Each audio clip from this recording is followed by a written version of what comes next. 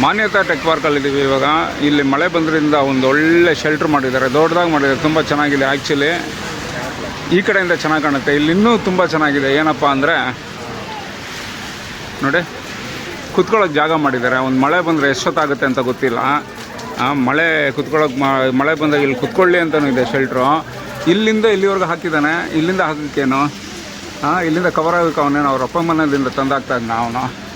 ಯಾವ ಇಂಜಿನಿಯರ್ ನಾನು ಮಾಡಿದ್ನೋ ಇವನು ಅವ್ನು ಟ್ಯಾಗ್ ಮಾಡಿ ಸರ್, ಯಾರಾದರೂ ನೋಡಿ ಇಲ್ಲೆಲ್ಲ ಲೀಕ್ ಆಗ್ತಾಯಿದೆ.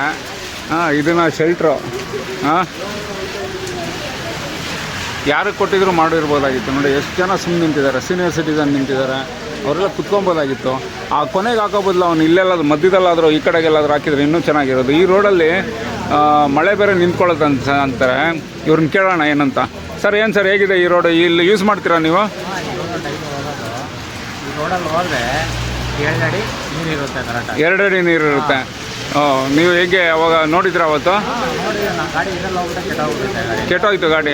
ನೋಡಿ ಪಾಪ ಅವರೊಂದು ಅನಿಸಿಕೆಯನ್ನು ಹೇಳ್ಕೊಂಡ್ರು. ಪಾಪ ಈ ರೋಡಲ್ಲಿ ನೀರು ತುಂಬ್ಕೊಳ್ಳುತ್ತಂತೆ, ನೀರು ತುಂಬಿಕೊಂಡು ಗಾಡಿಗಳು ಕೆಟ್ಟೋಗಿಲ್ಲ. ಇದು ಎಸ್ಪೆಷಲಿ ಇದನ್ನು ಎರಡನ್ನೂ ಸರಿ ಮಾಡ್ಬೇಕು ಇವರು. ಇದೇನು BBMP ವ್ಯಾಪ್ತಿಗೆ ಬರುತ್ತೋ ಏನಕ್ಕೆ ಬರುತ್ತೋ ಗೊತ್ತಿಲ್ಲ. ಇದನ್ನ ಟ್ಯಾಗ್ ಮಾಡಿ ಸ್ನೇಹಿತರೆ, ಅವ್ರಿಗೆ ಯಾರು ತಲುಪೋರ್ಗೆ ಬಿಡಬೇಡ್ರಿ.